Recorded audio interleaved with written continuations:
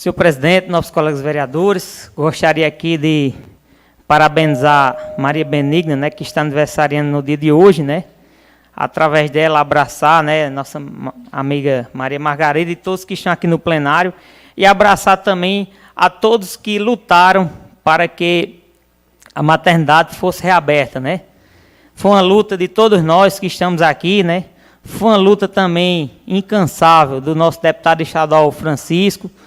Foi uma luta do diretor, né, da maternidade, né, doutor Marquinho, um grande médico, né, um cara que se preocupa muito com a questão da saúde do nosso município. Agradecer também ao nosso amigo Zequinha da Cida, que faz um trabalho voluntário no tocante aos sistemas, né, a receber recursos e emendas parlamentares na questão do Siconv, antigamente, hoje, Plataforma Brasil, Zequinha, que sempre fez um trabalho voluntário a favor da maternidade, que não é de hoje, é de muitos anos, né?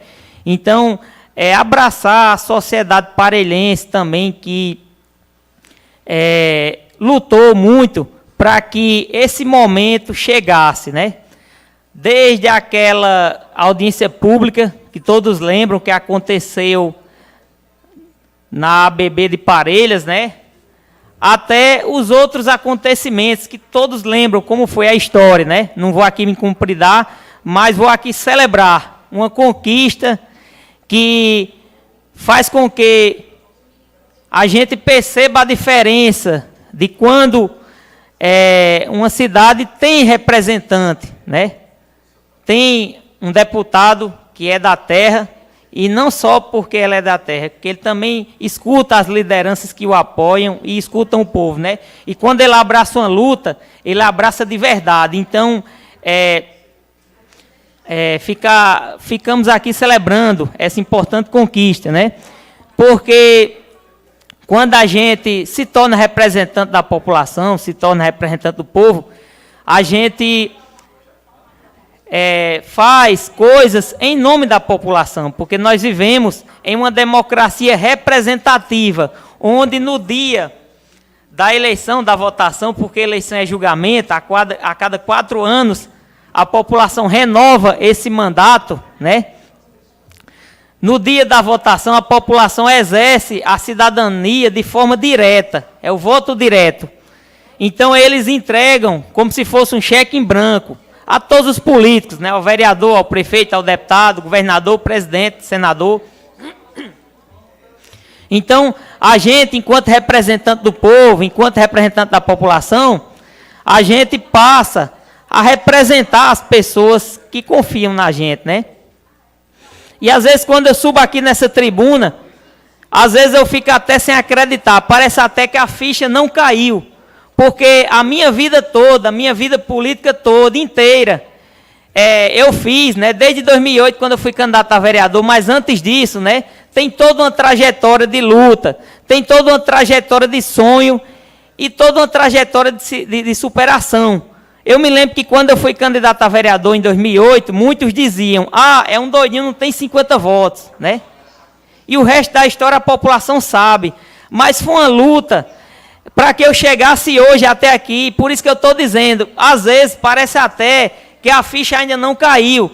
Hoje eu estou, porque é apenas por um período de 4 anos. Ninguém todos estão aqui como vereadores. O prefeito não ele está até o final desse ano. A partir do próximo ano, quem vai dizer quem vai ser o próximo prefeito é o povo. Então, eleição é julgamento. E no julgamento é a mesma coisa de um jogo de futebol. A partida só termina aos 45 do segundo tempo. E se não tiver prorrogação, se não tiver pênalti. Então, a gente está aqui exercendo um mandato confiado pela população. É uma coisa séria, minha gente. Então, a eleição não é hoje. Estão tentando impor um medo, como se já existisse uma eleição antecipada, como se não precisasse ter eleição, como se fosse ter um WO. Minha gente, a gente vive numa democracia, isso não existe não, não existe candidato eleito não. A gente não sabe nem se a gente está vivo daqui para a eleição, a gente primeiro tem que ter fé em Deus, primeiro a gente tem que trabalhar, confiar em Deus e exercer o mandato que nos foi confiado pela população. Tudo é da vontade de Deus. Então, eu estou aqui como vereador, às vezes a ficha não cai. Por quê? Porque eu sou uma pessoa simples, eu nunca tive apadrinhamento político. Para que eu chegasse aqui e pudesse estar representando a população de Parelhas, eu tive que ter a coragem, mas primeiro eu tive que ser humilhado, muitas vezes a palavra é essa. Quando eu fui candidato a primeira vez, a pessoa que mais acreditou na minha vitória foi o meu pai, né?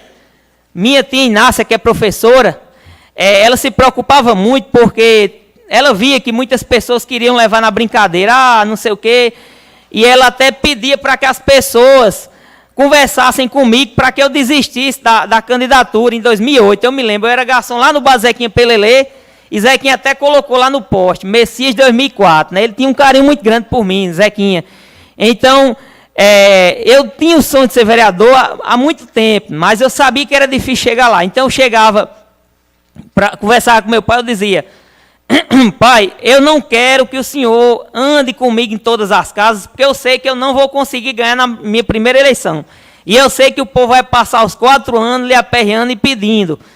Então, não precisa andar comigo. Só em eu ter o orgulho de dizer que sou seu filho, para mim já basta. Isso aí já é um troféu para mim. Então, na galera jovem eu já era conhecido. Eu tinha sido estudante, era estudante universitário, na verdade. Tinha sido estudante secundarista, tinha feito parte do movimento estudantil. Tinha muita popularidade entre os jovens. Mas eu chegava na casa das pessoas idosas que nunca tinham me visto. Eu chegava educadamente, começava a conversar. E quando eu dizia, sou filho do Galego da Cobra, as pessoas já conheciam ele. Então, meu maior líder político, apesar de eu ter me inspirado na política, em Doutor Antônio, em Francisco, em outras lideranças, na forma de atuar enquanto político, né, ter prestado atenção na forma deles atuarem, mas meu maior líder político, que me colocou debaixo do braço, que me ajudou a vencer a eleição, foi meu pai. Então, chegava na casa de uma pessoa, dizia, eu só precisava me apresentar. Eu sou filho de Galego da Cobra, que vende roupa na feira. Então, meu pai já tinha uma história, né? Um camelô, agricultor, um cara que saiu daqui e foi morar em outras regiões do país para dar uma vida melhor à sua família. E lá onde ele estava, ele não se preocupava só com ele. Qualquer parelhense ou qualquer pessoa lá do povoado de Santo Antônio que chegasse em qualquer cidade que ele estivesse trabalhando, ele era o cara que dava a mão às pessoas que saíam daqui em busca de um sonho. Que naquele momento era a única oportunidade que muitos nordestinos tinham, era de ir para outra região do país. Hoje, graças a Deus, não precisa mais. Por quê?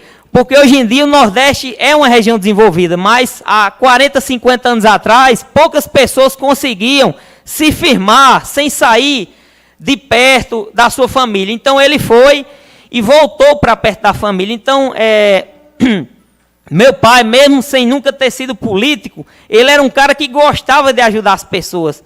Quando eu fui candidato a primeira vez, eu me inspirei nele em muita coisa. Eu chegava para as pessoas, conversava. Às vezes a pessoa não votava em mim, votava até em outro vereador. Mas depois da eleição, eu conversava com a pessoa da mesma forma. Eu sempre fui o mesmo, antes de ser político, antes, durante e depois. Ganhando a campanha, perdendo a campanha, sendo secretário, sendo motorista, sendo vereador. Teve uma eleição que foi a 2012, eu fui o mais votado na coligação e o segundo no geral. Fiquei atrás apenas da nossa colega Romizela, através da mesa, que foi a mais votada naquela eleição. E sempre fui a mesma pessoa, sendo mais votado, perdendo a campanha, mas sendo bem votado também, sendo secretário, antes de ser político. Então sempre consegui ser a mesma pessoa. E muitas pessoas diziam, Messias, você é um jeito só. E isso é importante na política. Muitas vezes as pessoas dizem, Messias, você é besta demais, deixa as outras pessoas indicarem o emprego que era para ser você. Então não me importo com isso, porque o que eu quero realmente é correr atrás de benefícios para a população de Parelhas. Então esse é o meu papel. Quando eu voto a favor ou contra qualquer matéria aqui, eu voto a favor e digo porque votei a favor, e as pessoas acreditam. Quando eu voto contra, e eu digo porque votei contra, as pessoas acreditam. Então eu acho que na política a gente precisa ter isso, é palavra, é fazer com que as pessoas acreditem na gente, né? Então, para finalizar meu discurso, só queria dizer uma coisa. Muito do que eu falo aqui na tribuna e também nas redes sociais preocupa. Então começaram a criar uma estratégia para que as pessoas não prestassem mais atenção no que eu estou dizendo. Começaram a dizer nas redes sociais, isso é um doido, mas é o doido da cobra.